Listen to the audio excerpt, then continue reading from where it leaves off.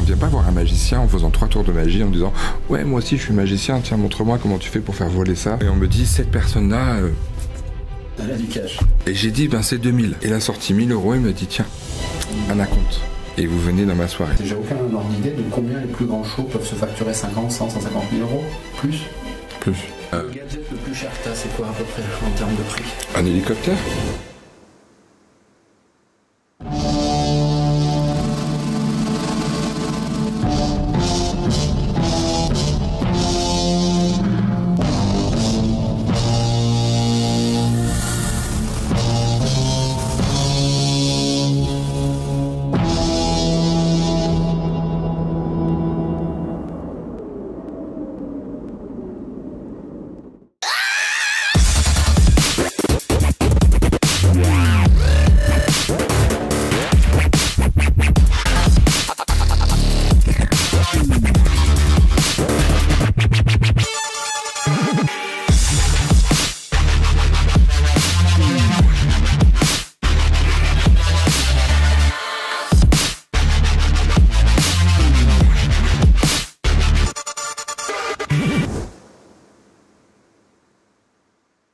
Première question quand même, la plus importante, comment ça va?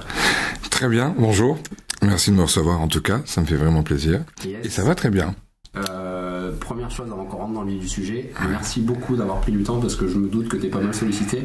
Là ça se voit pas trop mais t'as pas trop dormi donc c'est vraiment sympa de ta part quand même. C'est gentil, en tout cas on court entre les prestats et puis c'est important de partager ce genre d'interview avec des bonnes questions, j'imagine. On va voir. Pour les gens qui ne te connaissent vraiment pas, tu m'arrêtes si je dis des bêtises, Olivier Macias dit Olmac. Tout à fait. T'es né le 14 novembre 74 Bip. à Casablanca. Exactement. Bip. Tu nous feras quelques petits tours à la fin, on va d'abord rentrer dans les questions. Avec plaisir. Magicien pro depuis plus de 25 ans. Déjà, ouais. Expert en close-up. Rapidement, on va le développer un peu, mais c'est quoi le close-up? Close-up, c'est tout simplement de la magie de proximité. Tout ce qui se fait face aux gens, proche des gens, dans les mains des gens, aux tables, dans un cocktail, debout avec un petit groupe, ou tout simplement en soirée privée chez les gens, ce qu'on appelle le close-up, la magie de proximité. Close-up en anglais, proche. À courte distance près des spectateurs. Tout à fait, parce qu'il y a plusieurs catégories. Close-up, stand-up, grande illusion, gros spectacle. Tu fais un petit peu de mentalisme et d'hypnose? Un petit peu beaucoup. Un petit peu beaucoup. Ouais. Okay. Et après, pareil, tu m'arrêtes si je dis des bêtises, tu as été champion d'Europe, tu as eu prix au championnat du monde et prix mondial et premier prix à Las Vegas. Il paraît.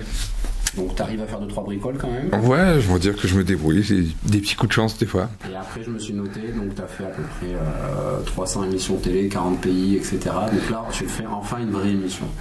Tout à fait. Bah, enfin une vraie émission, ça fait vraiment plaisir. Ça faisait longtemps d'ailleurs. Donc ouais, un petit parcours où j'aime bien visiter différents pays. Donc ouais. Est-ce que tu peux, pour les gens qui ne connaissent pas, d'ailleurs je ne connais pas particulièrement, est-ce que tu peux te présenter, c'est quoi ton parcours, ton histoire? Ok, eh ben tout simplement enfant de Casablanca, français, né au Maroc, des 2 parents français. J'ai toujours rêvé des choses, on va dire, de spectacle, de théâtre, de voir ce genre de choses. D'ailleurs, quand j'étais gamin, j'ai vu un magicien à l'âge de 10-12 ans. Et il y avait un truc particulier que j'aimerais dire, et c'est une vraie histoire, attention. Avec le billet d'entrée, ils ont offert un petit plastique, un petit sachet en plastique avec de la poudre magique dedans. Et avec un petit message où il y avait marqué « Si un jour vous voulez réaliser votre rêve, utilisez cette poudre magique ». En tant qu'enfant, j'ai été émerveillé par le spectacle de Yves André, un magicien de Casablanca. Et j'ai gardé cette poudre jusqu'à l'âge de 18 ans. J'ai fait donc toute mon enfance et l'adolescence à Casablanca. Et quand je suis parti faire mon service militaire en France, parce que c'était encore obligatoire à l'époque. Exactement. Et du coup, j'ai pris cette poudre magique que j'ai trouvée dans le tiroir et j'ai dit, tiens, parce que j'aimais déjà la magie, donc je faisais quelques petits tours de magie sympas. On va dire que les parents des copains m'avaient appris et des trucs que tout le monde sait faire, hein, un truc avec des allumettes, avec une pièce, avec un sucre, un tour de carte bien sûr. Et j'ai pris cette poudre, je l'ai ouverte et j'ai fait, au lieu de la jeter tout bêtement, je l'ai prise et je l'ai mise sur ma tête et je dis que j'espère devenir un grand magicien.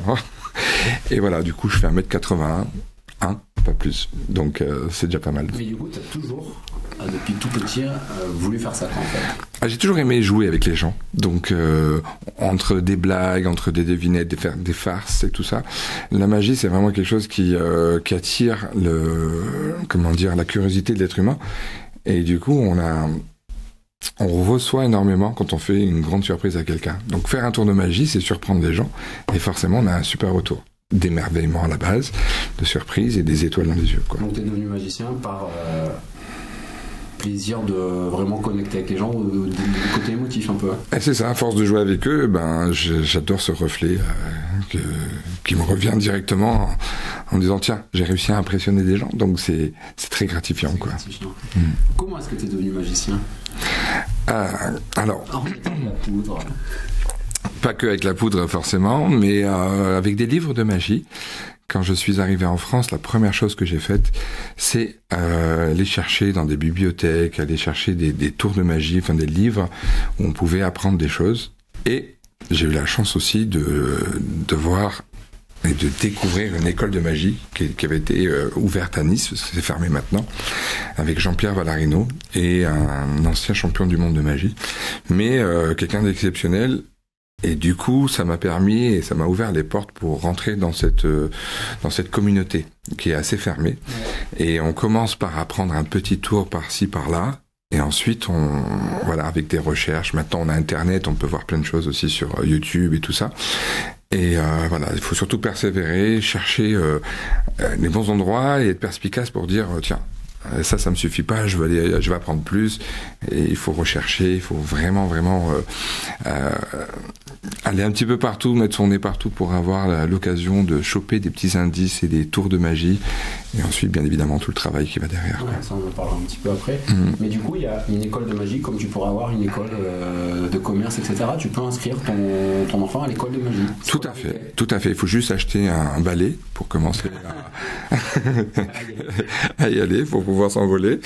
Non, sans blague, mais à quelque chose près, bien évidemment, quand on a la chance d'avoir une école de magie, on peut avoir accès à des gadgets, à des cartes, à des trucs, on va dire, spécifiques par rapport à la magie, et ça peut permettre, bien évidemment, d'apprendre des choses faciles, comme prendre aussi des cours techniquement parlant avec des manipulations.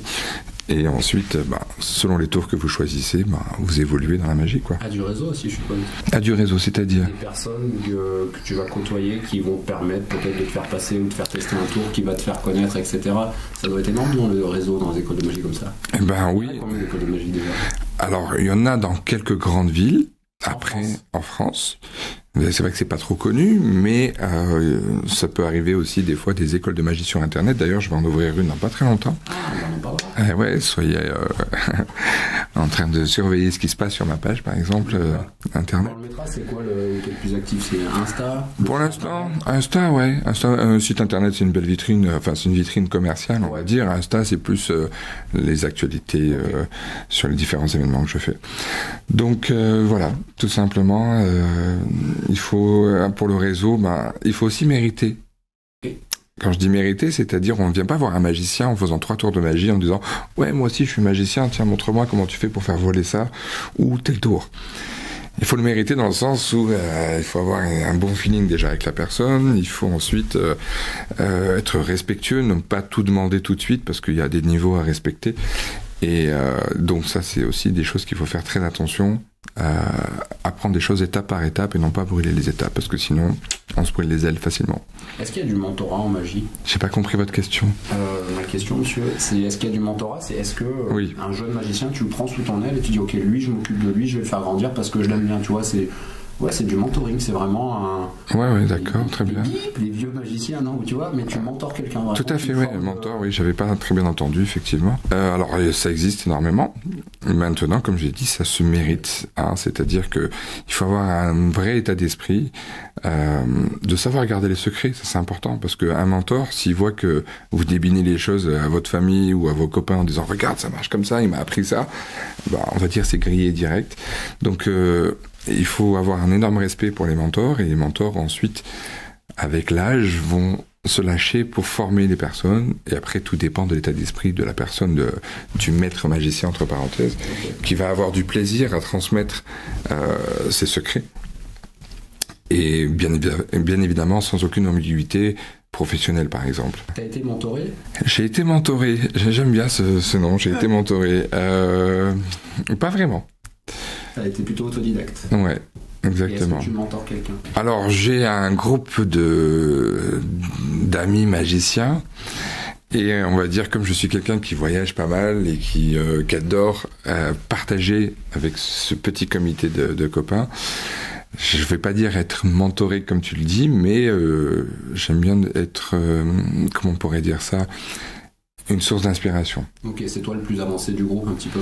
Ouais, alors, on va dire que étant professionnel... Ah, ils sont pas pros, d'accord. Alors, il y a des pros avec nous, mais je suis celui qui, sans prétention, voyage beaucoup, rencontre beaucoup de magiciens, et quand on a un certain niveau, on a accès à d'autres grands magiciens. Et c'est ce qui est un peu difficile des fois dans notre milieu, c'est de côtoyer telle ou telle personne qui va partager ce genre de choses. Donc du coup, quand on revient après dans notre ville et qu'on a ce petit groupe de copains, eh ben, on est content de leur faire plaisir parce que c'est comme Noël et à chaque fois qu'on déballe les cadeaux, ben, c'est un tour de magie qu'on va expliquer en disant tiens, tu sais comment on peut faire ça ? Et hop là, on le fait. Voilà un petit peu comment ça se passe. Il y a combien de magiciens pros à peu près dans le monde ? Alors, c'est pas vraiment répertorié, mais je dirais quelques milliers quand même. Hein. Ah, je pensais pas autant. Ouais, je pense que... Bon, avec Internet, il y a eu vraiment plus de magiciens qui se sont lancés, qui se sont devenus professionnels, justement par rapport au réseau, c'est-à-dire de pouvoir communiquer avec quelqu'un d'un bout de l'autre de la planète, alors qu'avant, il fallait attendre un livre qui sorte, il fallait voyager pour rencontrer quelqu'un. Donc, on va dire que chaque année... Et aussi, grâce aux émissions de télé, ça donne des passions naissantes pour des gens, que ce soit de n'importe quel âge, petits, ados, ou bien on va dire des gens assez âgés. Des bips un peu plus âgés, on va dire. Et voilà, il suffit de s'y mettre et à partir de là, ça donne des passions aux gens et à ce moment-là, les gens s'arrêtent plus. Selon toi, il faut combien de temps pour être magicien professionnel ? Et c'est quoi la différence entre quelqu'un qui veut dire ok, ouais, je me mets à la magie, entre quelqu'un qui va en vivre, devenir pro, et quelqu'un qui va pas en vivre ? Je me rappelle, on avait parlé quand on s'était vu à l'événement, tu disais ouais, moi il y a quelques temps encore, je faisais encore des anniversaires pour 300 balles, quoi, tu vois. C'est quoi, et oui, je me rappelle, hein. C'est quoi la différence entre quelqu'un qui va vraiment réussir à vivre de ça et en vivre bien, quoi, et celui qui va pas réussir, selon toi ? Ou qu'est-ce qui a fait aussi que toi, t'as pu réussir ? C'est une très bonne question, dans le sens où tout le monde rêverait, quand on fait quelques tours de magie, de dire je suis magicien. Parce que c'est vrai que beaucoup de gens font quelques tours et disent je suis magicien. Et les gens même autour de lui vont l'appeler magicien. Le magicien. Et oui. Et ensuite, on va avoir des demandes. Et les premières demandes, ça va être tiens, je fais un anniversaire, viens s'il te plaît. Et pour les gens, c'est bon, bah c'est un petit débutant, je vais lui donner 50 € ou 100 €, ou voir l'inviter au resto, ça suffira. Mais malheureusement, ce genre de démarche, tout le monde est passé par là au début, ne fonctionne pas dans la vie. Pour devenir vraiment professionnel, il faut être persévérant, il faut essayer d'acquérir un vrai niveau et non pas avoir quelques armes en disant ça y est, je suis magicien, je suis prêt, je vais faire des tours de magie. Moi, j'ai des magiciens qui des fois qui me contactent et qui me disent comment tu fais pour travailler dans les grands établissements, comment tu fais pour développer ton réseau. Je dis oui, mais c'est les années de travail, c'est les rencontres avec les gens, c'est être au bon moment et au bon endroit. C'est un mélange de plein de choses, hein. Donc déjà, c'est une première chose. Et par rapport au budget, si je peux me permettre, oui, on commence avec des budgets corrects pour pouvoir être engagé par des gens de tout niveau. Parce que si on commence à avoir la prétention de dire tiens, c'est 5 000 €, ben, on travaillera jamais, on débutera jamais. Donc on va commencer par des petits budgets. Et la seule petite astuce que je vais dire, c'est à force de se montrer, à force d'accepter des petits budgets, alors bien sûr des budgets, on va dire, minimum corrects, on se fait voir et ensuite on se fait engager et de plus en plus. Et plus ça plaît, plus on a de la demande. Voilà, donc ça commence comme ça, c'est-à-dire on se montre, on évolue énormément, on essaie de se placer dans les bons endroits pour être vu et être engagé. Et ensuite, selon le niveau qu'on a en face, le niveau social des gens qui vous engagent, on peut se permettre des fois de dire tiens, c'est comme au début, à l'époque c'était dans les 300 francs, comme je t'avais dit. Et un jour, quelqu'un vient me demander, on me dit mais je veux absolument, je fais un événement dans ma villa. Donc moi j'ai entendu villa, c'est plus un petit restaurant, c'est plus la prestation au McDonald's. Je dis ça entre guillemets. Et on me dit, cette personne-là... Elle a du cash. Voilà. Et j'ai dit, ben c'est 2000. Il a sorti 1000 euros, il m'a dit, tiens, un acompte. Et vous venez dans ma soirée. Je trouvais ça impossible, quelqu'un me donne déjà 1000 euros en acompte sans me connaître. Et ça m'a débloqué vraiment quelque chose en train de me dire, mais en fait, les autres magiciens qui étaient, on va dire, professionnels avant moi et avec un meilleur niveau, s'ils en sont arrivés là, c'est bien parce que, voilà, il y a un moment, ils ont une opportunité et ils ont eu l'audace de dire, je coûte tant. Et ben à partir de ce jour-là, j'ai compris qu'on pouvait demander plus. Oui. Et ça valorise la valeur du magicien, tout simplement. Le prix fait partie de ta valeur. C'est-à-dire, si tu dis c'est 100 balles, on va dire, ouais, il est bon. Si tu dis c'est 15 000, ah, il est très bon. 150 000, ah, c'est le meilleur mondial. Ou le meilleur mondial. Exactement. C'est exactement ça.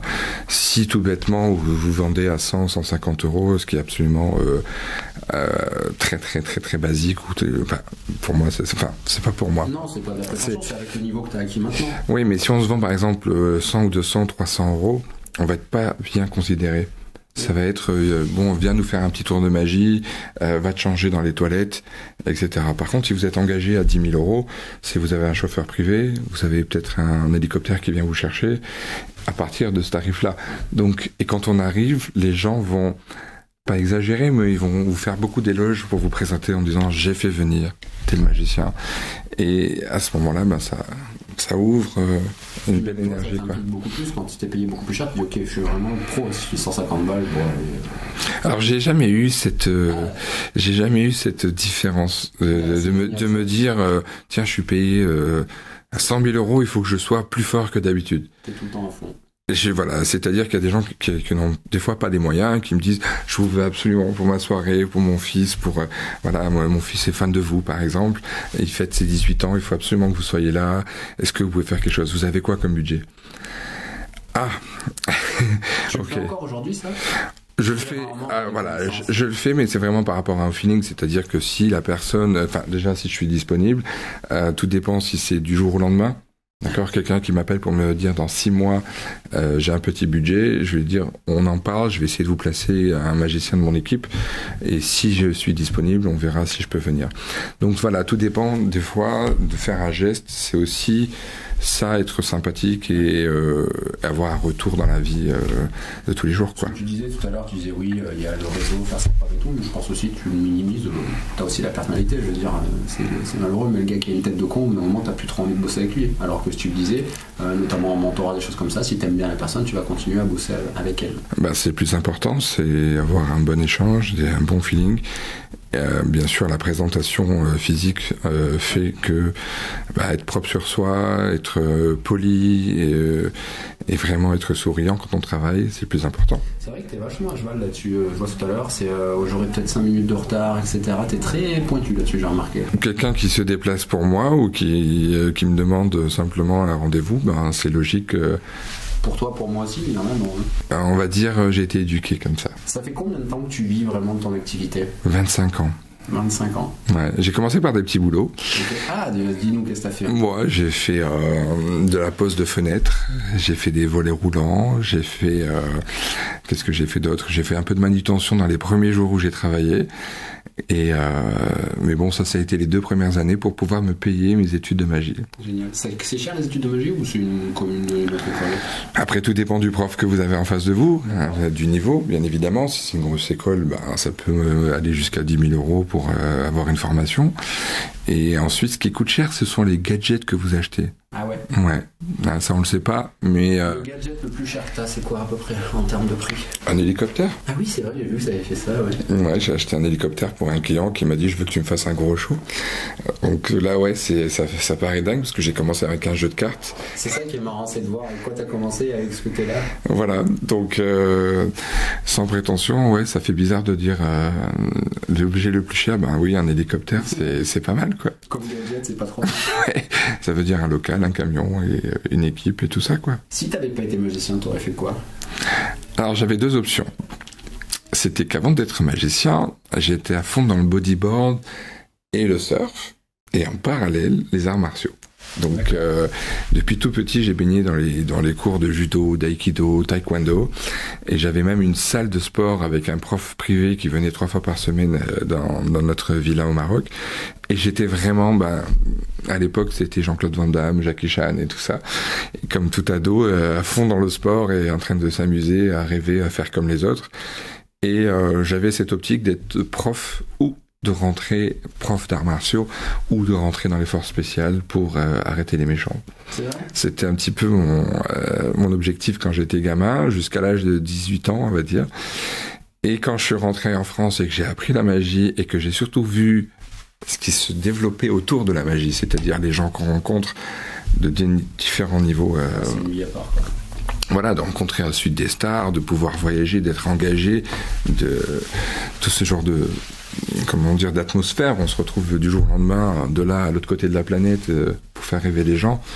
J'ai dit, c'est ça que je veux faire. Okay. Tu as parlé tout à l'heure de travail et tu m'en avais parlé, je crois, de mémoire, tu m'avais dit, ce tour-là, je crois il m'a fallu 4 ans pour le faire. C'est quoi le tour de magie? Je m'en souviens, hein. Je suis impressionné, bien. Le tour de magie qui t'a demandé le plus de temps, d'années ou de travail? Alors, il faut savoir qu'il y a des tours qui pourraient fonctionner sur quelques minutes d'apprentissage. Okay. D'accord? Donc, on va acheter, par exemple, un gadget qui va être entièrement truqué. Et oui, ça m'arrive de le dire. Mais j'utilise pas trop ce genre de choses parce que, en général, quand c'est truqué, on peut pas le donner à examiner. Okay. Ce qui veut dire qu'on perd toute crédibilité. Mais en manipulation, on peut se retrouver à 3, 4 ans, 6 mois de travail pour 1 seconde. En ce moment, je travaille quelque chose, je pourrais te le montrer si tu veux, qui paraît fou, rien à la fois, parce qu'il faut éviter de montrer ou d'être suspicieux sur le moindre mouvement. Et on va travailler pendant des années, 1 heure par jour, 2 heures par jour, 5 minutes par jour, mais le plus possible pour arriver à la perfection. Voilà. C'est quoi le tour qui, toi, t'a demandé le plus de travail ou le plus dur, qui a été le plus dur pour toi? Et est-ce qu'il y a un tour que tu n'arrives pas à maîtriser et ça t'énerve? Malheureusement, non. Ça, c'est très prétentieux. On peut couper si vous voulez. Non. Mais non, en fait, alors, étant le dernier... Non, mais il n'y a pas de tour qui te... Tu vois, ou celui qui t'a vraiment... Non, mais j'explique pourquoi. Non, mais j'explique pourquoi. C'est qu'en réalité, c'est-à-dire que je suis très persévérant et je suis le dernier d'une famille de 5 enfants. Donc, ce qui veut dire, quand on est tout petit par rapport à une grande famille, il faut toujours se battre pour n'importe quel jeu, il y a toujours des défis, etc. Et j'ai gardé cette mentalité-là. Dans les arts martiaux, c'est pareil. Il fallait faire de la compétition, il fallait, à la fin de chaque cours, se battre avec 1 ou 2 ou 3 personnes en même temps.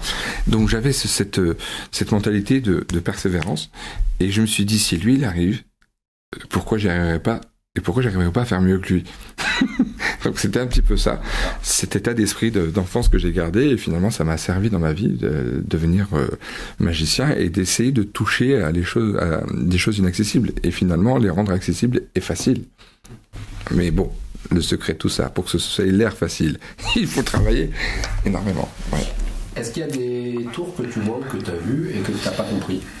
Les miens. Des fois, quand je fais un truc, je comprends pas, ça me rend dingue. Ouais, ça t'énerve toi aussi?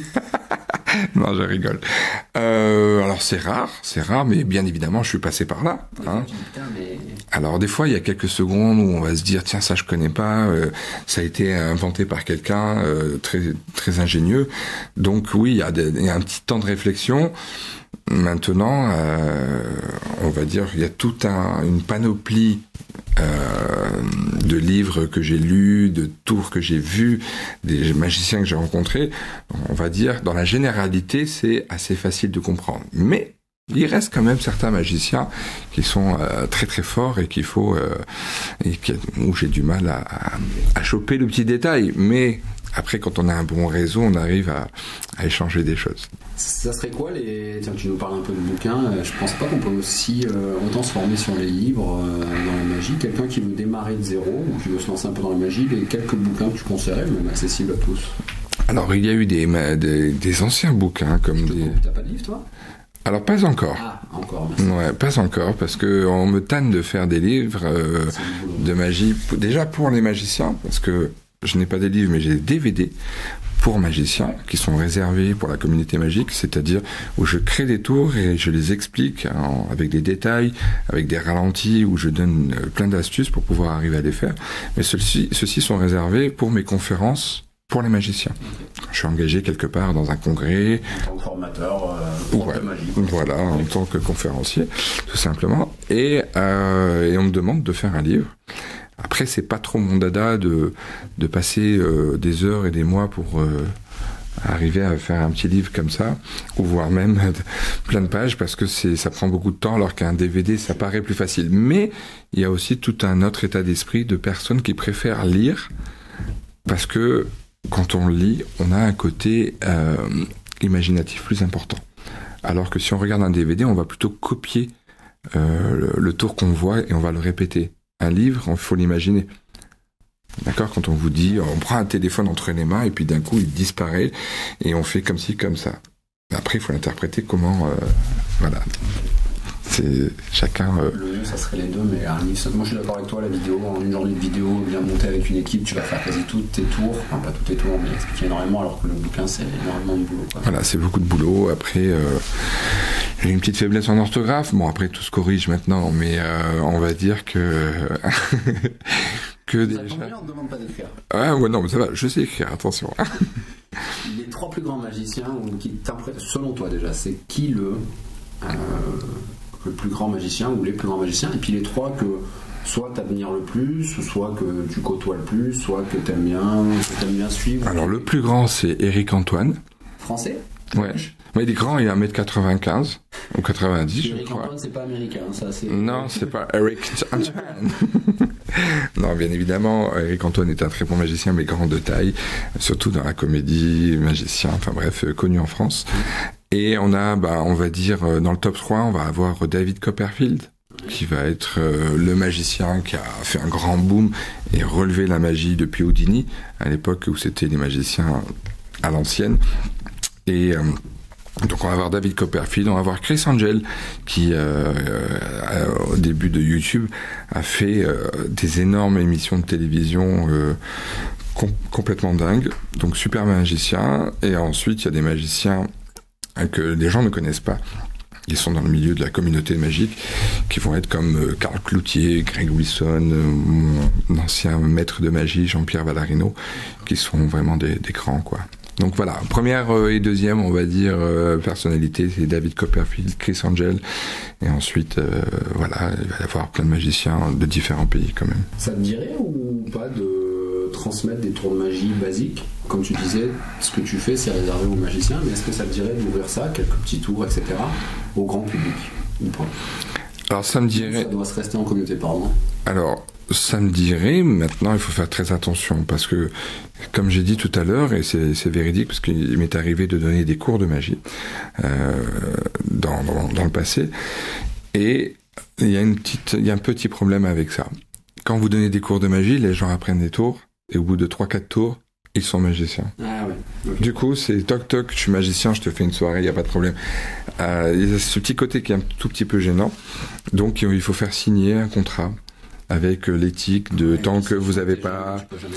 Voilà, après ça s'appelle les embrouilles, et ça je déteste ça, parce que voilà, vous avez des gens derrière votre dos qui ont fait une soirée à 50 €, où ils ont été, ils ont eu une pizza gratuite au restaurant, et malheureusement, il faut jongler avec ça, c'est-à-dire on peut apprendre des choses, mais faire attention de pas avoir des gens qui ne respectent pas ça. Donc uniquement sur contrat, avec l'éthique de je garde des secrets, je ferai de la magie professionnelle quand j'aurai la validation du professeur. Un diplôme ? Non, c'est une validation par les pairs. Alors un diplôme officiel, il n'y en a qu'un seul qui est à Paris. Qui est depuis 3 ans chez Mayette. Ils ont fait un diplôme valable, reconnu par l'État. Qui coûte 10 000 € la formation. Mais ensuite, non, c'est plutôt un diplôme symbolique qui va être offert par le professeur en disant, voilà, tu as maintenant le niveau d'un magicien pour commencer à travailler, ou tout simplement, pour être gentil, faire un diplôme de première année, deuxième année, c'est plutôt symbolique, quoi. Voilà. Ça t'est déjà arrivé de rater des tours en spectacle ? Ou ça se voit? J'aurais du mal à dire non, enfin, ni oui, parce que je fais, comme je vous ai dit, je travaille des heures pour que ce soit parfait, mais là où on va être un peu plus fort, c'est se tromper, mais se rattraper. Ouais. Voilà. Mais après, le vrai ratage de quelque chose qui disparaît et ensuite on l'entend par terre, gling, gling, gling, ça non. Ouais, c'est ce que tu disais, on en avait parlé, c'est la soirée où on s'était vu. Nous, on avait bu 2-3 bières et tout. On disait non, moi je peux pas trop me permettre de boire parce que même si j'ai fait toute une journée exceptionnelle, si à la fin de la journée je rate un tour, ou même au milieu de la journée, les gens ne se souviennent que de ça. T'as pas le droit à l'erreur. Alors, c'est le problème en magie, c'est-à-dire que les gens vont se rappeler toujours de l'erreur. C'est bête, hein. C'est comme si vous avez une chanteuse qui arrive et puis elle arrive, elle tombe par terre parce qu'elle trébuche, parce qu'elle glisse. On va sourire, on va dire soirée exceptionnelle, mais par contre comme elle est tombée, waouh.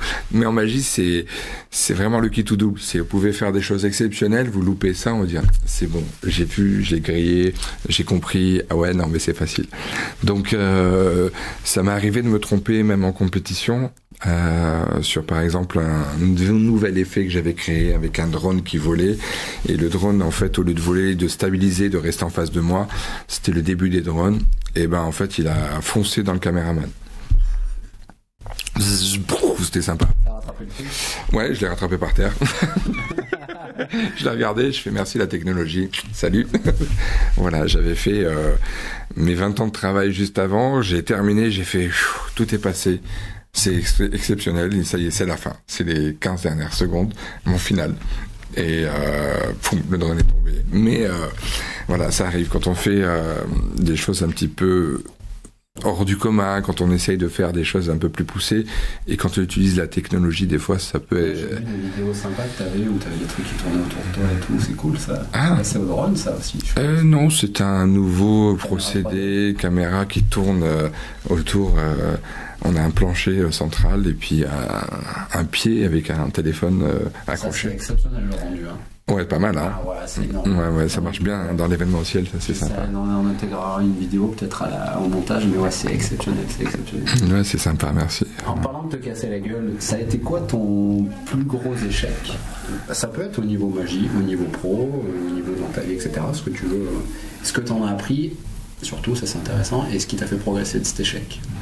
Alors on apprend toujours de ces échecs. Maintenant, je n'ai pas eu d'échec parce que voilà, on n'a pas le droit à l'erreur, mais des échecs que les gens ont compris. J'ai eu des choses qui n'ont pas fonctionné où je me suis rattrapé. Et bien évidemment, ça m'a servi de leçon des fois de ne pas partir dans ce sens et d'aller dans l'autre, ou des fois dans la facilité pour être sûr à 100%. Étant donné que j'aime bien la difficulté par rapport à la technique, parce que je suis un magicien assez technique, je suis plutôt dans cette optique-là.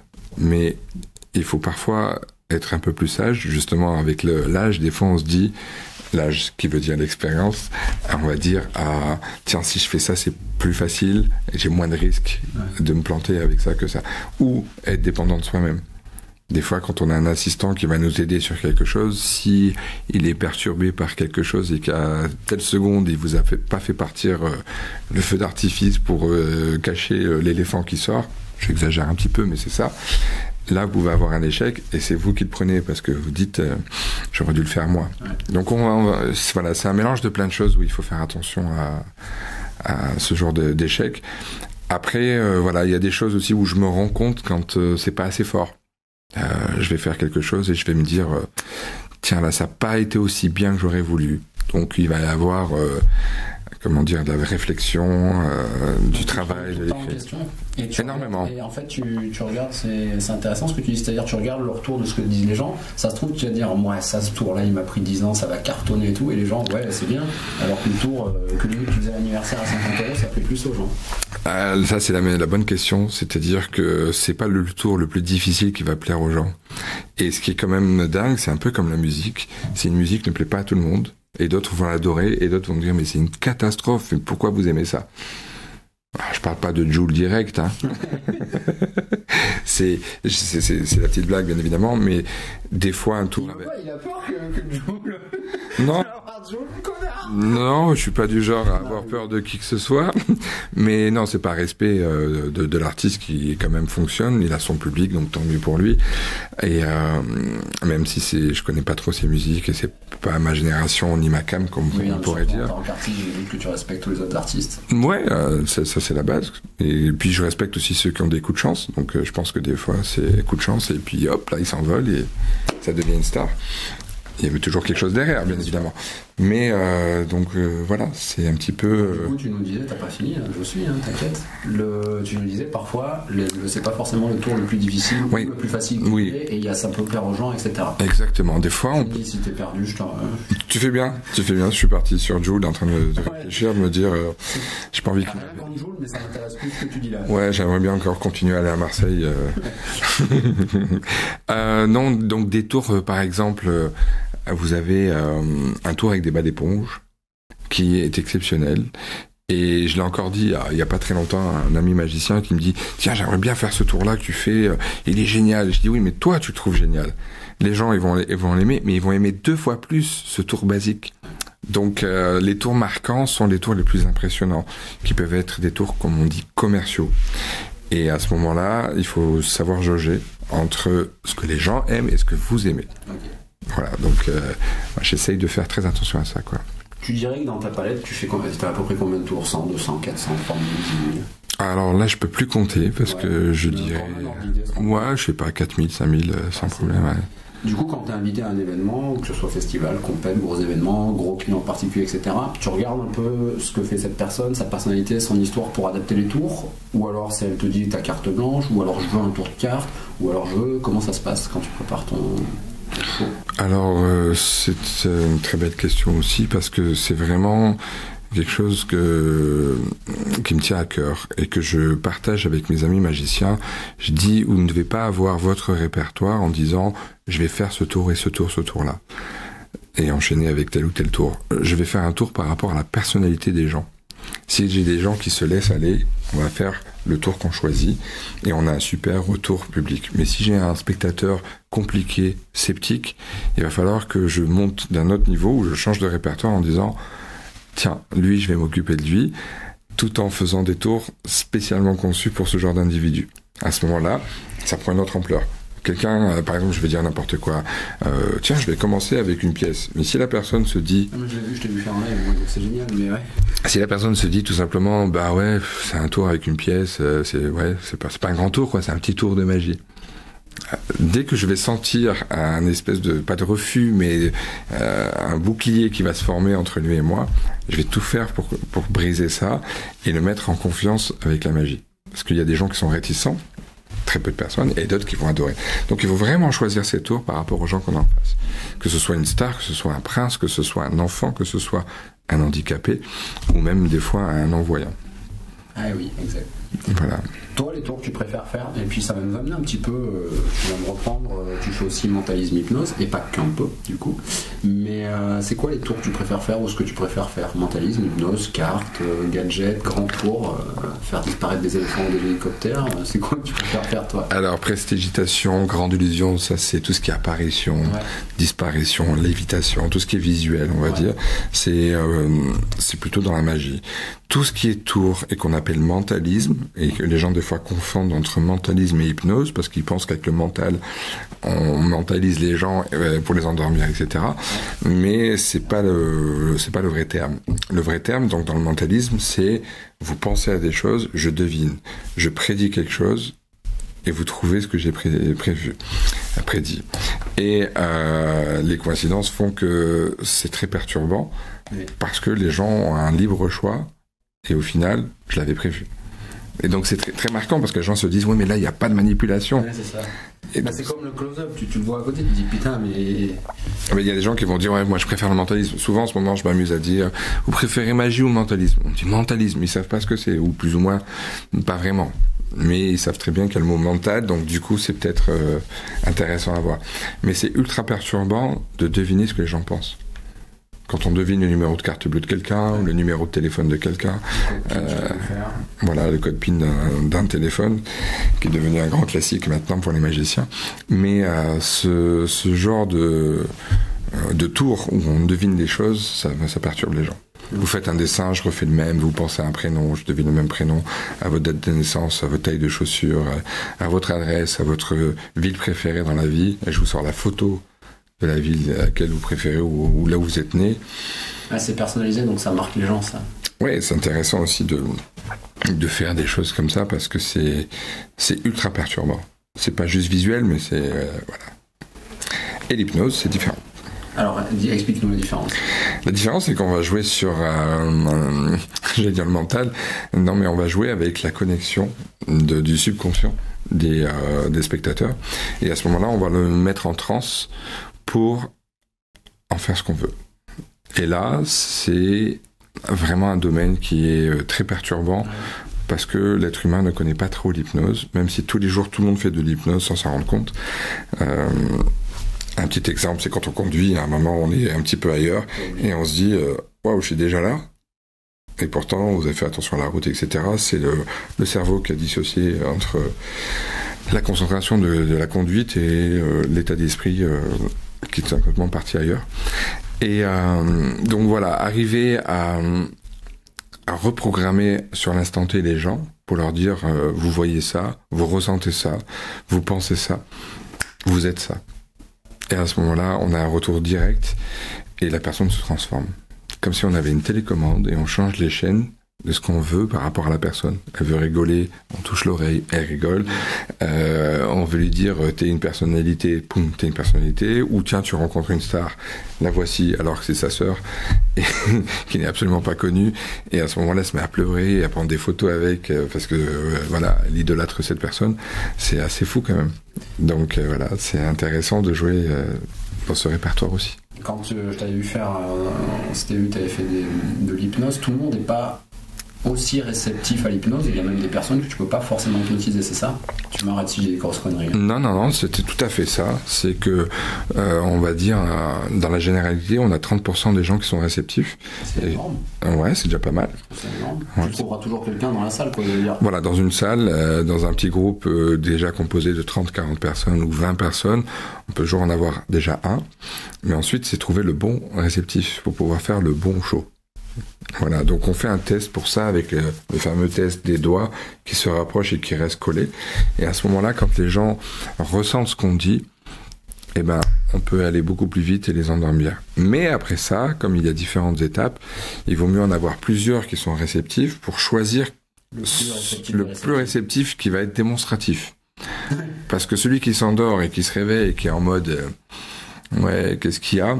On va pas en faire grand-chose. Par contre, quelqu'un qui va être hyper éveillé, très démonstratif, joyeux, voilà, qui va vraiment donner de sa personne, là, on peut en rigoler, quoi. Maintenant, moi, je veux savoir ta plus grande réussite, ou le plus grand tour, ou celui qui t'a le plus marqué que t'as fait, ou le truc le plus dingue que t'as fait comme tour de magie. Et d'ailleurs, ça peut être un tour... basique, mais l'environnement, le fait que déjà tu te marres déjà, mais les tours qui t'ont le plus marqué ou les prestations que tu as faites qui t'ont le plus marqué ou que toi tu as pris le plus de plaisir à faire qui étaient grandioses, ça peut faire, pour nous faire rêver, quoi. Alors il y a plusieurs petits tours, voire même plusieurs tours qui m'ont marqué, et le tour en particulier qui me tient à cœur, c'est quand je fais voler des objets dans la main des gens. Parce qu'on dit souvent que la magie, il y a un truc, c'est faux, c'est pas vrai, mais il faut la créer, la magie. Donc, quand la magie se transforme dans les yeux des gens, là, on a la plus belle satisfaction. Donc, quand je vais dire le plus beau tour, il y en a plusieurs, et tout dépend de la perception des gens. Quand quelqu'un pense à quelque chose et qu'on le devine, c'est tellement un miracle, entre guillemets, que pour eux, c'est le plus beau tour. Si je dis, par exemple, pensez une carte et je la retrouve, et j'ai qu'une seule carte dans la main, je la dépose et c'est la vôtre, il n'y a pas plus fort. Si je prends un objet qui vous appartient et qui vole, et que vous l'avez par exemple entre les mains ou dans votre verre, ça, c'est ouf, hein. C'est complètement dingue. Ensuite, il y a des gens qui vont dire, waouh, sur scène, il a fait apparaître une voiture Comme c'est m'est arrivé dans des inaugurations, par exemple pour Jaguar, de faire poum en 3 secondes et la voiture qui apparaît sur des plots devant tout le monde. Et là, tout dépend des gens. Il y en a qui vont se dire, ouais, mais c'est sur scène, c'est peut-être des éclairages. Enfin, il y aura toujours des gens qui vont parler dans le vide. Mais tout dépend de ce que les gens ressentent, tout simplement. Comme je vous ai expliqué tout à l'heure, un tour avec des balles, si on en met une dans la main, une dans la vôtre, celle-ci disparaît, elle réapparaît dans votre main. Il n'y a pas plus fort. Il n'y a pas plus énervant aussi pour moi, je trouve ça fort, mais ça peut énerver les sceptiques. Alors beaucoup vont dire, oui, c'est énervant parce que c'est un petit peu le tracas de l'esprit en disant, mais j'ai pas compris, c'est énervant, je comprends pas, c'est pas possible. Alors moi, j'ai plein de blagues pour ça en disant, vous voulez un Doliprane qui va détendre l'atmosphère, mais aussi tout dépend de comment on l'amène. Hein. Si on est très prétentieux en faisant de la magie, ça peut être encore plus énervant. Est-ce qu'il y a des gens qui le prennent mal parfois pas longtemps, mais au début. Non, il y a des gens qui vont être ultra sceptiques et fermés. Mais moi, je pense qu'ils sont fermés sur tout. Donc, je pense que ce sont des gens qui n'aiment pas s'ouvrir, tout simplement. Et c'est à moi de les décoincer ou de les réconcilier avec la magie. Je donne un exemple, vous arrivez à une table, bonjour, vous allez bien, alors on va faire une petite expérience, ça va. Et il y a une personne qui va dire, non, mais avec moi, ça marchera pas. Si oui, mais vous savez pas ce que je vais faire, donc laissez-moi vous présenter quelque chose. Oui, non, mais moi, les magiciens, j'adore ce genre de personnage. Donc en fait, Alors, toi, non, alors il y a ça, et puis il y a les gens qui sont qui comparent la magie à des clowns, par exemple, ou même si j'adore les clowns, qui vont être fermés en disant un magicien. Alors ça, c'est le plus embêtant. Mais en même temps, là où ça va être pour moi exceptionnel, c'est avoir toute l'admiration de cette personne quelques secondes après. Oui, parce que ça devient les plus grands fans après. À quelque chose près, ouais. C'est quelqu'un qui va être un peu frustré, qui discute, ou comment on pourrait dire un coq à table, qui est là avec ses copains. C'est en fait le problème d'ego, parce que toi tu dois côtoyer, faire des tours pour des personnes célèbres, des personnalités et tout, et en fait là ils sont dans une position inférieure, c'est toi qui maîtrise, qui gère tout. C'est ça que je me disais, ils peuvent mal le prendre, tu vois, parfois. Alors, pas forcément, parce que en général les gens qui ont atteint un certain niveau dans leur vie, que ce soit des célébrités, ou ils se laissent bercer, parce qu'en fait il y a toutes les barrières qui tombent. Et à ce moment-là, ils deviennent, on les voit avec des yeux d'enfant, quoi. Ils sont contents, même, je suis sûr. Et moi, pour moi, c'est ce qu'il y a de plus beau. Faire rêver un enfant, que ce soit dans la rue, dans des pays étrangers, ou des enfants qui ont rien, on les fait rêver, ou même un SDF, par exemple, ça va me donner autant de satisfaction que de le faire à quelqu'un de très célèbre. Alors, très célèbre, ça va être sympa de dire, ouais, j'ai fait de la magie à un prince ou à la famille royale, ou ce genre de choses, mais le regard des gens me donne toute la satisfaction directement. C'est vraiment un waouh. Ouais. Voilà, c'est ça qui est intéressant. C'est quoi ton quotidien, une journée type, une semaine type? Je suppose que tu fais en général combien de représentations, combien de shows, combien de spectacles par an, est-ce qu'il y a des saisons, comment tu t'entraînes, pourquoi tu te marres? Je dis une connerie. On peut pas tout dire, cher monsieur, mon quotidien. Oui, la journée d'un magicien en général. Ouais, ou la mienne, d'accord. Bon, ben écoutez, je dors toute la journée et je mange. Non, mais après, si tu bosses. Non, je suis au régime là. J'essaye de faire attention à moi. J'ai un petit peu exagéré parce que un magicien qui travaille est souvent invité. On a le repas avant, donc on est un peu chouchouté, etc. Donc, bref, tout ça pour dire que maintenant, j'ai un petit peu exagéré. Mais la vie d'un magicien, c'est tout simplement avoir des idées. En ce qui me concerne, je suis tout le temps à la recherche de tours et de faire et de créer l'impossible. Voilà, je vais me dire, tiens, comment me couper en deux sans rentrer dans une boîte? En ce moment, je suis sur ça. C'est ça ton tour là, en ce moment? Ouais, en ce moment, je suis sur ça, en train de me dire. Alors, je dirai pas tout parce que comme ça donnera pas des idées à d'autres magiciens, voire même s'il y en a qui arriveraient à le faire avant moi. Mais en gros, on pourrait me voir sur scène, me découper, m'ouvrir comme ça et me remettre. Sans machine, sans boîte, sans rien. Donc voilà, j'avais eu cette petite idée il y a longtemps, j'ai dit non, laisse tomber. Mais donc tous les jours, ça va être bien évidemment de m'occuper de ma petite famille et d'essayer de résoudre pas des problèmes, mais des questions et quotidiennement à la recherche de l'excellence. Voilà. Et bien évidemment, je travaille énormément dans le sens où je vais prendre mon jeu de cartes et je vais faire. Hors prestation, tu t'entraînes, alors sachant que rechercher de l'information, faire des croquis, j'en sais rien. Et s'entraîner, tu travailles ou tu t'entraînes combien en moyenne par semaine ou par jour? Ouais, je dirais entre 3 et 4 heures par jour minimum. Plus les spectacles derrière. Ouais, le spectacle c'est plutôt pour moi le moment divertissant où je m'amuse avec les gens. Voilà, et les gens le ressentent. Donc c'est ce qui est intéressant, c'est que je fais ça tellement sans réfléchir que je me retrouve à m'amuser autant qu'eux, quoi. Voilà. Tu fais combien de spectacles par semaine, par mois, par an? Est-ce qu'il y a des saisons? Alors il y a des saisons. L'hiver on travaille un peu moins. Ouais. Bien évidemment, décembre c'est là où ça explose. Ah ouais. Parce que j'ai dit l'hiver on travaille moins, mais décembre c'est là où toutes les grandes sociétés font des séminaires, des comités d'entreprise qui vont faire leur soirée de fin d'année. Et à ce moment-là on est surbooké, c'est-à-dire sur 31 jours on peut travailler entre 30 et 35 dates. C'est-à-dire quasiment tous les jours ou des fois 2 à 3 par jour. Voilà. Après la saison, l'été sur la Côte d'Azur, on travaille beaucoup, mais j'ai aussi la chance d'être appelé dans différents pays et voyager l'hiver pour aller faire un show à Genève, pour aller faire un show à Saint-Barth sur un yacht, ou partir à Dubaï faire une prestation dans une villa privée. Donc on va dire l'été c'est bien mai, juin, juillet, parce que mai on a le festival de Cannes, le Grand Prix de Monaco, là on est full tous les soirs. Et ensuite l'été il y a des soirées un peu partout. On va dire qu'il y a presque 300 soirées par semaine sur la Côte d'Azur. Hein. La Côte d'Azur c'est un peu grand et petit à la fois, mais il y a des soirées partout. Donc du coup les soirées il faut les animer, il faut faire patienter les gens, il faut amuser les gens, et c'est là qu'on va énormément travailler. Plus maintenant on a les réseaux, on a internet, donc on se dispatche partout pour aller avec mon équipe pour aller travailler un peu partout. Vous êtes combien dans votre équipe? Alors tout dépend du show. Quand c'est le gros show, Grande Illusion, on peut monter jusqu'à 14. Voilà. Okay, voilà. Mais en général, je travaille entre 1 et 2 personnes. Okay. Voilà. Un magicien professionnel qui débute, et les plus grands magiciens, si t'es tabou, tu peux nous donner des fourchettes, ça gagne combien?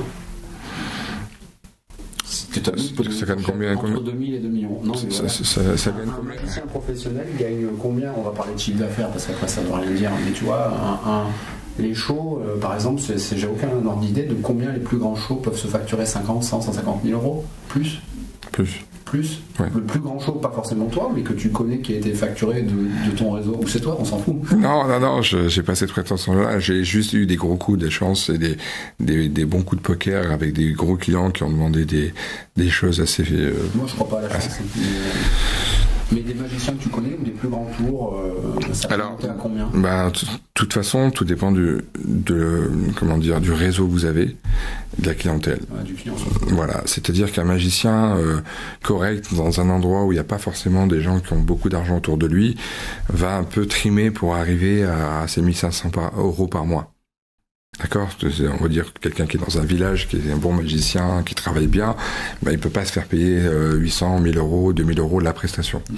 Quand vous avez la chance d'habiter avec des gens qui ont des sous, on peut demander 3000 euros pour 1 heure de prestation. Il y a des gens qui vous disent je vous prends 3 heures. Quand c'est encore plus haut, on peut demander 5 à 10 000 euros l'heure de la prestation. D'accord. Donc voilà, ça c'est pour du close-up, avec un jeu de cartes, avec des petits objets. Quand on sort l'artillerie, on peut aller beaucoup plus loin. Ouais, comme tu disais, après ça dépend de la personne à qui tu t'adresses. Tu t'adresses à un prince Qatari où il y a 100 personnes, il n'y a plus de limite, quoi. Exactement. C'est, en fait, des fois aussi, plus c'est cher, plus c'est fort. Ouais.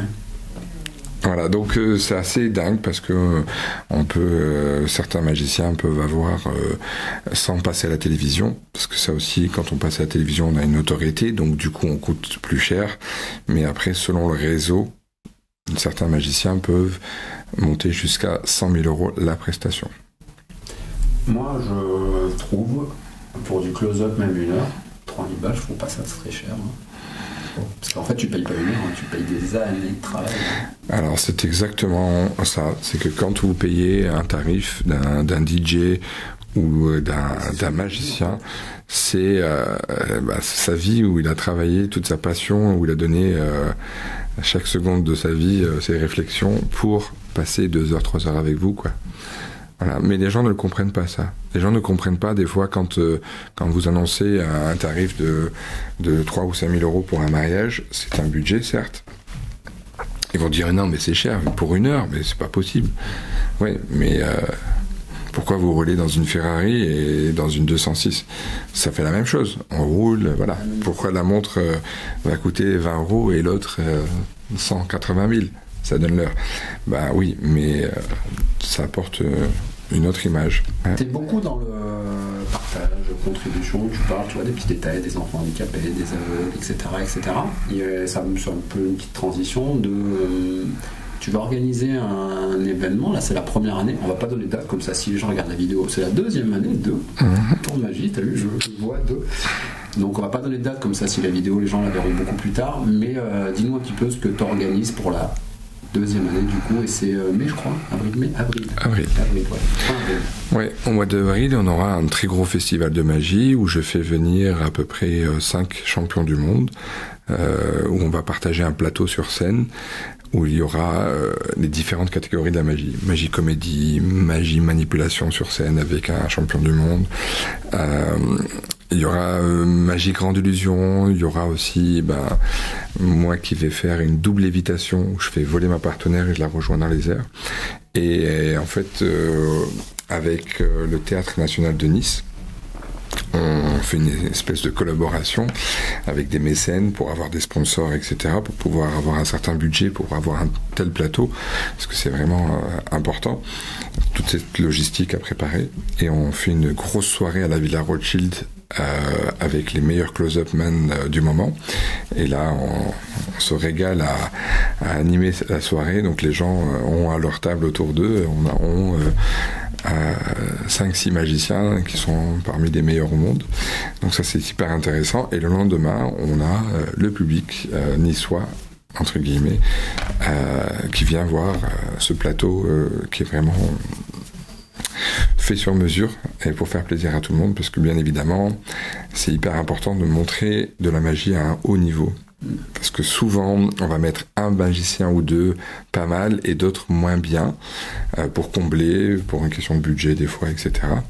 Là, j'ai la chance d'être à la direction artistique, de m'occuper de tout ça et de mon expérience, avoir les meilleurs magiciens autour de moi, quoi. Ton idée, c'est quoi? C'est de remettre ta région en avant? C'est de refaire revenir la magie en France? De faire découvrir la magie? C'est quoi l'idée que tu as en tête? C'est 2 choses. C'est la première chose, faire plaisir au public de la Côte d'Azur.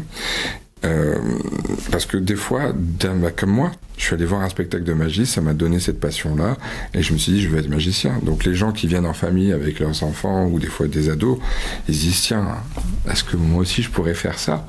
Donc ça, c'est le premier but. Mais dans ce festival de magie, il y a un congrès de magie que j'organise spécialement pour la communauté des magiciens. Donc on a des inventeurs qui viennent avec leurs créations, on a des petites boutiques de magie qui viennent, on a des ateliers magiques, on a des conférences et on a des partages qui se font.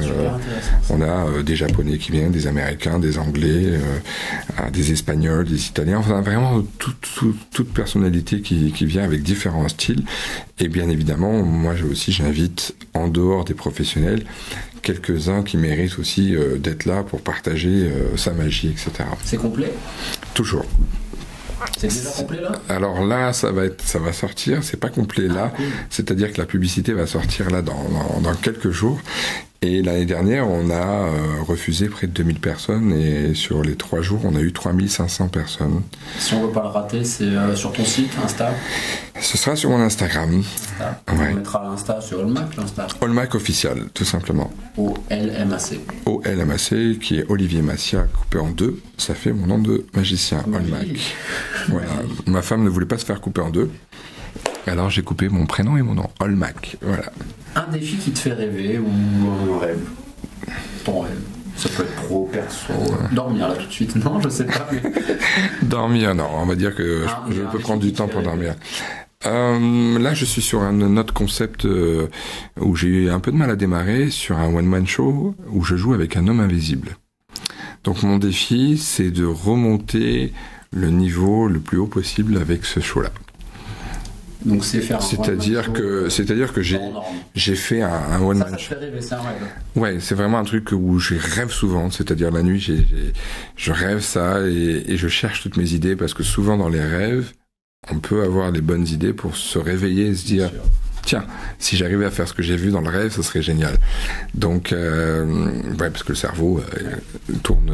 Faut lui demander la nuit avant de se coucher, tiens. Presque. Ouais. Je dis pas donne-moi des idées, mais j'y pense tellement avant de fermer les yeux que des fois, voilà, les idées viennent et à ce moment-là, il faut saisir le bon moment, la bonne idée surtout, quoi. One man show avec un homme invisible. Comment tu trouves tes idées du coup? Comment je trouve mes idées? Tout simplement en train de me dire. Si j'avais un homme invisible avec moi, qu'est-ce qu'il ferait? Eh ben, il ferait déplacer un objet, ou il m'amènerait quelque chose, ou il irait parmi les spectateurs pour les toucher. C'est vrai que tu fais ça, les trucs où tu touches et tout. Ouais, ça c'est dingue aussi. Ouais, toucher les gens à distance, etc. C'est une première chose. Par exemple, avec l'homme invisible que je fais sur scène, qui est différent en close-up, c'est que je vais beaucoup plus loin. Si j'ai 2 personnes, je vais lever les cheveux d'une personne et l'autre personne qui est à 4 mètres de moi sur scène, qui fait partie des spectateurs que je ne connais pas, et ben là, les cheveux qui commencent à monter, alors que je touche l'autre. Et quand je pousse gentiment, sans faire tomber, mais quand je pousse une personne, ben l'autre est poussé en même temps.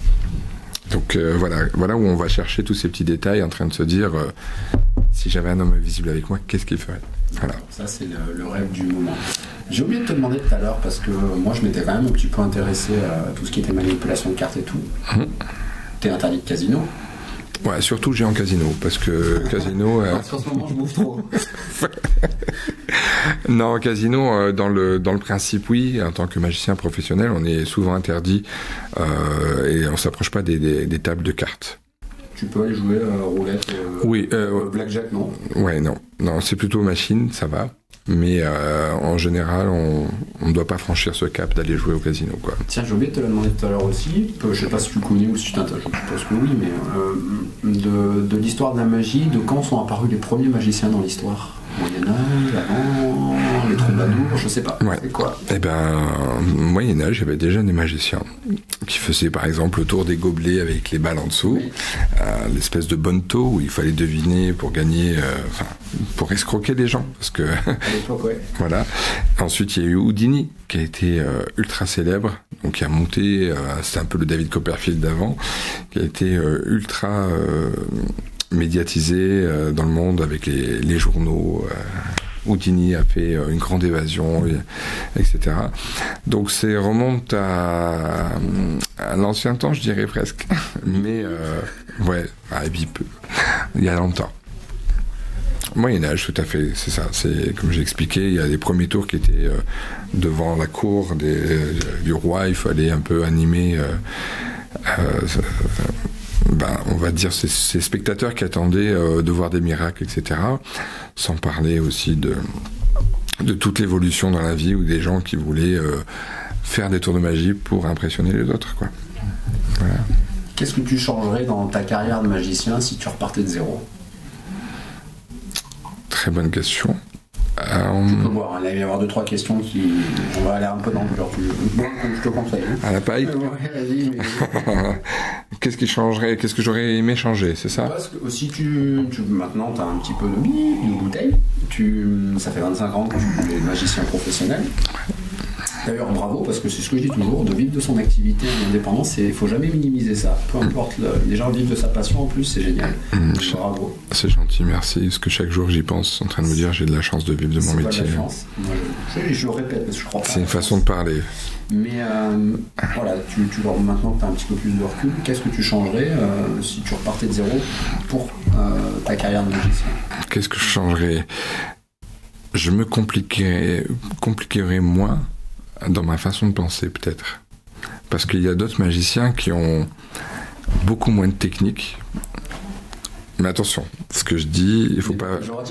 Voilà, c'est-à-dire que quand on est très technique, en ce qui me concerne, je parle de manipulation, de persévérance, etc., ça nous fait donner une espèce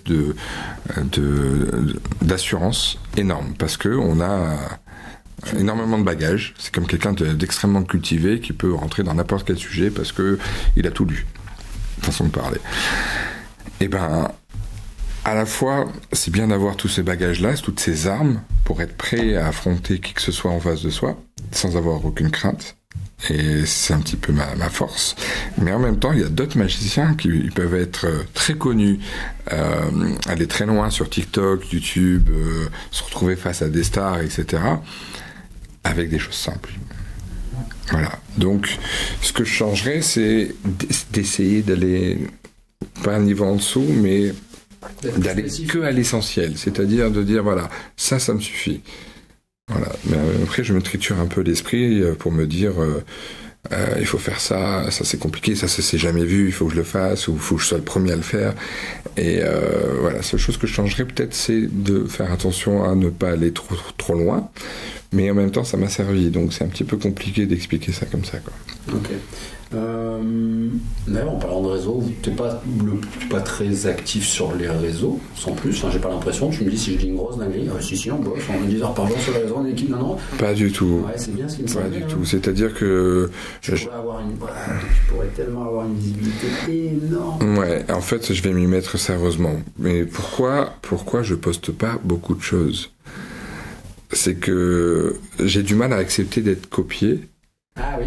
Et c'est un truc qui me dérange, parce que être copié, c'est satisfaisant, mais être mal copié, c'est dérangeant. Okay. Et quand on est copié et que les gens s'approprient la chose, sans nommer la source, en disant, tiens, hashtag Olmac, par exemple, ou c'est une manip d'Olmac, ça me gêne et ça me fait mal. Tu peux reprendre le tour de la personne en disant voilà, c'est bien, il a repris, mais attention, c'est en étant. Voilà. Tu peux dire tout simplement dans le commentaire. Là, tu fais de la merde, je te montre. Non, mais en étant bienveillant. Mais, ouais. Alors, oui et non, parce qu'après on est vite critiqué. Quand on commence à montrer les dents, c'est toujours pareil. Ça va faire plaisir à certains et d'autres non. Mais donc j'ai été freiné par les réseaux pour pas trop montrer ce que je fais. Et très souvent, comme par exemple, je me dis ça, bon, allez, je vais le poster parce que il faut que je remonte un petit peu de mon Instagram, etc. Je reçois plein de messages de copains qui me disent comment tu fais, ou c'est quoi, c'est qui a fait ça, ou donne-moi la source. Et c'est très dérangeant parce qu'après il y a tout le monde qui s'amuse à refaire la même chose. Ou du moins. Pour être un bon format pour toi, t'as le temps, t'es tranquille. Tu fais des vidéos 5, 10, 15, 20 minutes, montées et tout, c'est génial. Ouais, mais et en là, fait. Le gars qui va copier 20 tours que tu fais en 10 minutes, il peut pas, quoi. Ouais, mais là, en fait, il y a tellement des gens qui ont dépassé la ligne d'aller très loin et de gagner des sous grâce à YouTube, Instagram, TikTok, que je me suis dit, tiens, allez, on va remonter un petit peu le niveau. Okay. On va justement s'occuper de ça, là, dans les prochaines semaines. Et ça va être du lourd. J'ai hâte de voir ça. Ouais, c'est cool. Donc les clients, de toute façon, je m'en doutais, mais que du bouche à oreille. Alors, ouais, après, je suis pas très fort en marketing et je suis pas du genre à aller taper aux portes des gens, mais parce que j'ai toujours eu la chance d'être appelé, d'être demandé. Maintenant, il y a quand même aussi une façon de faire qui est importante, c'est avoir un bon réseau marketing, réseau Instagram, etc. C'est-à-dire d'être connecté aux bonnes personnes et de se montrer, parce que dans la vie, on n'est jamais à l'abri. Comme par exemple le Covid, la pandémie, ça a été très haut, comme chute libre, et pendant 2 ans, plus personne qui vous appelle. Le gars qui faisait des vidéos, il devait être content. Voilà. Exactement. Et là, il faut se rendre compte que tout peut s'arrêter du jour au lendemain, ou du moins s'estomper avec les années, parce qu'on ne reste pas toujours en haut, quoi. Donc il faut vraiment être à la page, quoi, et être en connexion avec tout le monde. Ma préférée. Qu'est-ce que les gens pensent vrai sur ton domaine, la magie, qui est totalement faux? Ou ce que les gens pensent sur ton domaine, et non, c'est pas du tout ça. Alors les gens pensent que... Toi, on va faire les deux. En fait, quelqu'un qui... Enfin, il y a plusieurs mentalités dans cette question. Ça veut dire, il y a des gens qui aiment bien rêver et qui vont dire, non, moi je veux croire à la magie et je veux me laisser faire. Ça, c'est la meilleure option. Ensuite, il y a l'être humain. L'être humain qui est pas dupe et à la fois ne veut pas se laisser faire. Donc du coup, va dire, non, mais il y a un truc. Ben, heureusement qu'il y a un truc. Mais là où le truc devient incompréhensible, voire miraculeux, ça devient magique. Donc qu'est-ce que les gens pensent vrai sur ton domaine qui est totalement faux? Moi, sur la magie, qu'est-ce que j'aurais pu... Ouais, non, mais en fait, non, mais ce qu'il y a, c'est que, voilà, on me souffle le truc, on pense souvent que j'utilise des esprits avec moi. Alors, c'est vrai? Moi, les gens, ils pensent ça? bah, par exemple, le toucher à distance. Les gens vont dire, non, mais en fait, il y a personne qui m'a touché. Donc, qui m'a touché? Parce qu'on l'a ressenti. Donc, c'est les vrai, gens... Ça arrive fréquemment, ça? Ah, oui, après, ça dépend des cultures. Culture africaine, culture arabe. Moi, ça m'est arrivé où il y a des gens qui se lèvent et qui partent en courant. Il y a des gens qui prient en même temps que je fais de la magie. Je leur fais un tour et ils sont là en train de prier, en train de se protéger. Donc les gens, tu vois, ça c'est génial. Donc, je n'aurais pas dit ça. Oui, les gens pensent qu'il y a des esprits. Attention. Mais non, les gars, il y a plein d'esprits. Oui, ça m'est arrivé dans certains pays d'arriver de m'asseoir pour commander quelque chose à manger et ils me disent, et l'autre il prend quoi? Je dis, qui l'autre? Celui qui est avec toi. Je dis, oui, mais il n'y a personne. Il me fait, non, mais moi je sais. Je dis, écoute, tu l'amènes.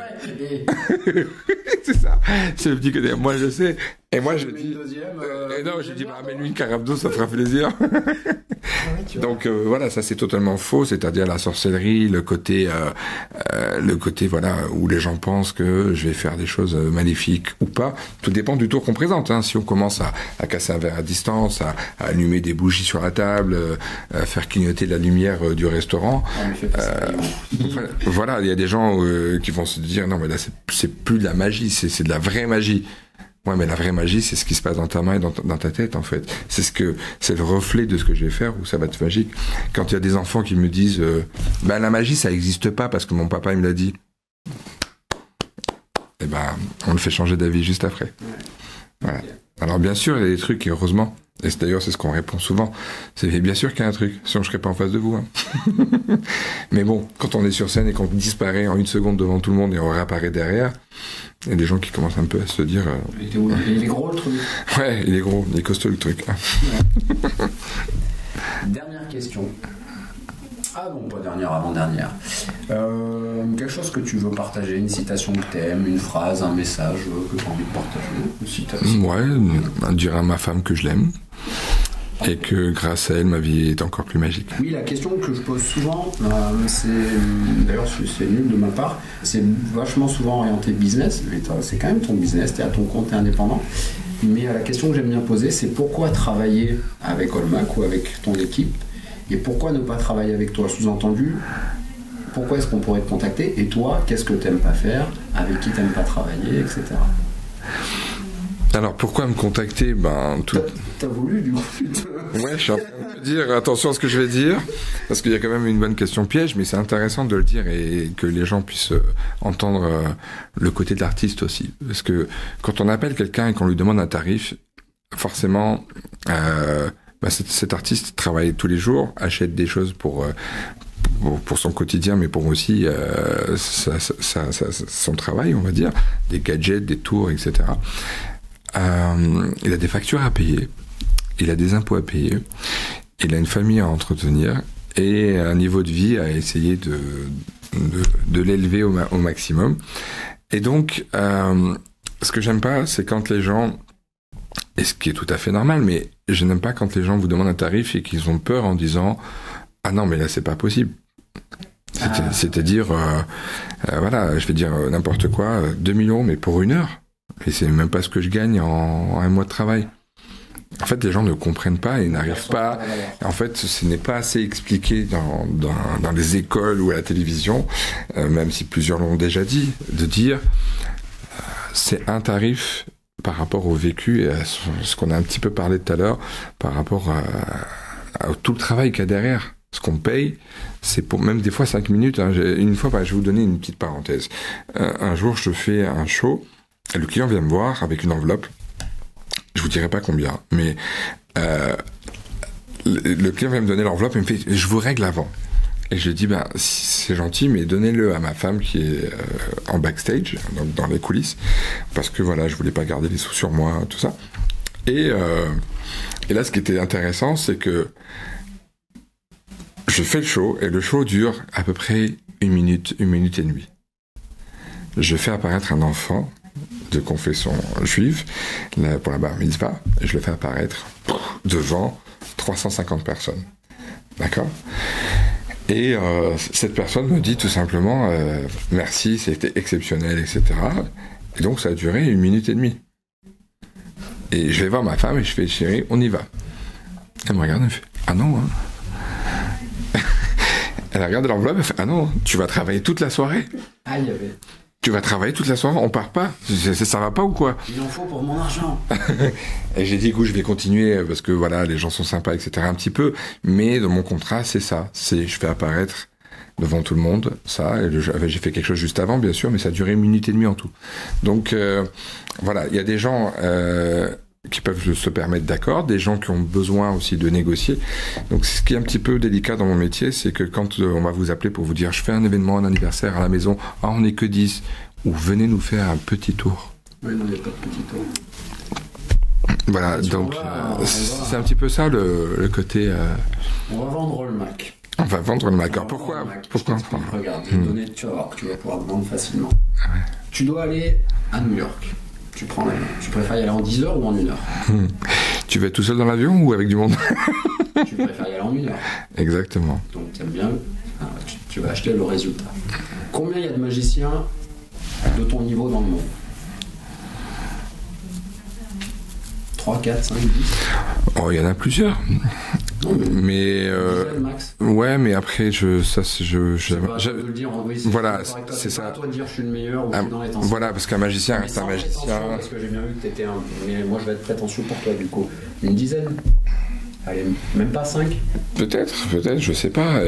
Peut-être un peu plus, mais c'est voilà, c'est pas une question que je peux répondre comme ça. Ça fait combien de temps que tu t'entraînes à la magie? Depuis que t'as l'âge de quel âge? Depuis l'âge de 13-14 ans. 13-14 ans, aujourd'hui t'as bip, ça fait 30 ans. Ouais. 30 ans, tu t'entraînes en moyenne combien de temps par jour? 3-4 heures par jour en moyenne. 4 heures, 360 jours, ça fait quoi? 12 000 heures? Ouais. 12 000 heures fois 30 ans, ça fait combien? Je peux prendre ma calculette ou pas? Ça va faire des centaines de milliers. Ouais. Donc, si t'es pas prêt à payer, on verra ça, tu vois, un calcul. Si t'es pas prêt à payer un des 10 meilleurs magiciens, 5 meilleurs, j'en sais rien, tu veux pas le dire, au monde qui s'entraînait combien d'heures, on sait pas, 300 000, 300 millions d'heures, 2000 balles. Je vous laisse contacter Allmac sur Instagram. Et ne plus négocier les devis, tu vois ce que je veux dire? Ouais, c'est gentil de penser ça comme ça, mais malheureusement, on ne pourra jamais éduquer et rééduquer le monde parce que voilà, ça fait partie de l'ignorance des gens. Et puis, voilà, il y a certaines personnes où des fois, je vais me vendre et quand j'arrive à la prestation, je me dis, oui, j'aurais dû lui demander un peu plus. Mais ça, tu peux. Moi, je trouve que mais voilà, comme tu dis, de aussi parfois, tiens, vas-y, j'ai envie de faire une bonne action, de faire des tours bénévoles et peut-être faire rêver des enfants malades. Ça, je trouve ça génial de pouvoir adapter ton prix. C'est ça l'avantage des artistes, je trouve, d'adapter ton prix à la personne. Ça, c'est génial. C'est gentil. Après, on fait comme on peut, hein, comme on dit. On va prendre le petit Olivier et le petit Allmac, la personne ou le magicien, les deux, ce que tu veux.